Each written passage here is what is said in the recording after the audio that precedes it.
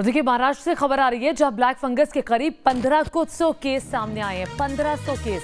सरकार की तरफ से ब्लैक फंगस की दवा एम्फोटेरिसिन बी दी जाएगी। ब्लैक फंगस की दवा के लिए ग्लोबल टेंडर भी जारी किया गया है। महाराष्ट्र सरकार की तरफ से ये बयान आया।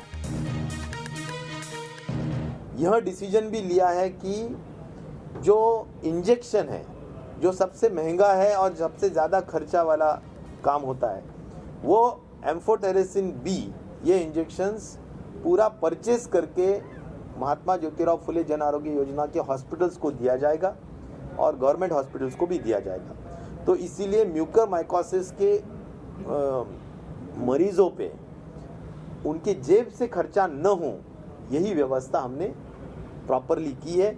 अभी मांग इतनी ही है कि 1500 के करीब महाराष्ट्र में संख्या है और अगर एक व्यक्ति को, एक पेशेंट को अगर 100 इंजेक्शंस पकड़े जाए तो करीबन 1.5 लाख इंजेक्शंस तो आराम से इसको लगते हैं और वीकली बढ़ने की जो संभावना है वो भी 200, 400, 500 के दरमियान है।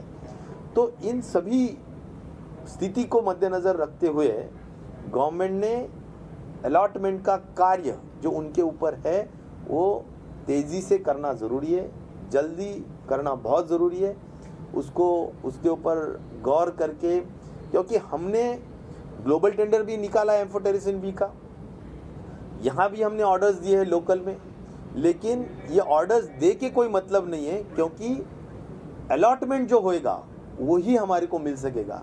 नहीं तो हमने ऑर्डर दिया भी है, हमने तो 2 लाख वाइल्स की ऑर्डर दी है, लेकिन हमारे को मिला है अभी तक 15,000 16,000 वाइल्स। तो जो भी मिले हैं हमने सभी डिस्ट्रिक्ट्स को इक्वल जो संख्या है उसके मुताबिक हमने वो डिस्ट्रीब्यूशन किया है। तो आप सुन रहे थे, ब्लैक फंगस से निपटने के लिए महाराष्ट्र सरकार किस तरह से तैयारी कर रही है, दवाइयां खरीद रही है और उसे लोगों में बांट भी रही है। इसी पर बातचीत करने के लिए तमाम खास हमारे सहयोगी बने हुए हैं। लगातार हम उनसे बातचीत कर रहे हैं। लाल सिंह फौजदार भी जुड़ गए हैं राजस्थान से। लाल सिंह, मैं आपके पास आऊंगी क्योंकि राजस्थान ने ब्लैक फंगस को महामारी घोषित किया है, लेकिन उससे पहले पंकज के पास चलती हूँ मैं। पंकज, अभी हम सुन रहे थे महाराष्ट्र सरकार के मंत्री को, चूंकि साफ तौर पर कहना है कि कुछ दवाइयां जो है ब्लैक फंगस की दवाइयां खरीदी जा रही हैं, कहीं ना कहीं पूरा रोड मैप महाराष्ट्र सरकार ने बनाया है। क्या ये काफी लगता है जिस तरह से केसेस आ रहे हैं?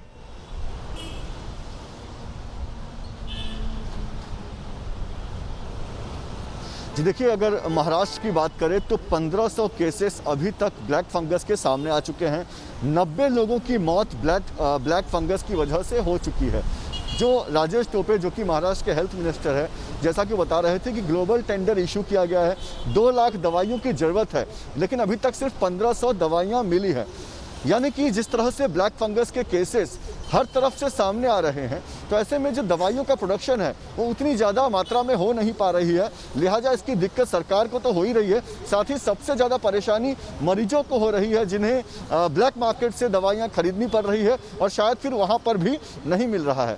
इसके अलावा महाराष्ट्र सरकार ने जो डॉक्टर्स हैं जहाँ पर कोरोना का इलाज चल रहा है, उनसे ये भी अपील की है कि कोरोना के इलाज के दौरान स्टेरॉयड का इस्तेमाल कम से कम किया जाए, क्योंकि स्टेरॉयड भी एक कारण है जिसकी वजह से कोरोना ठीक होने के बाद जो मरीज है वो ब्लैक फंगस से ग्रसित हो जाता है। तो ये एक अपील महाराष्ट्र सरकार की तरफ से की गई है। साथ ही डॉक्टरों की तरफ से ये कहा जा रहा है कि कोरोना ठीक होने के बाद जब आपकी इम्यूनिटी कमज़ोर होती है, देखिए हमें समझना होगा कि ब्लैक फंगस अभी आया हुआ बीमारी नहीं है, ये पहले भी होता रहा है। जब जिन लोगों की इम्यूनिटी कमज़ोर होती है वो ब्लैक फंगस का शिकार होते हैं, और ये वजह है कि ब्लैक फंगस का जो केसेस है अभी बढ़ रहा है, क्योंकि अभी कोरोना की वजह से जो लोग ठीक हो रहे हैं उनकी इम्यूनिटी कमजोर होती है, लिहाजा ब्लैक फंगस उनको अटैक करता है। जितने ज्यादा कोरोना के केसेस हैं उतना ज्यादा ब्लैक फंगस के केसेस जो है वो बढ़ रहे हैं। बिल्कुल, ऐसा कई एक्सपर्ट्स ने भी ये राय दी है कि जो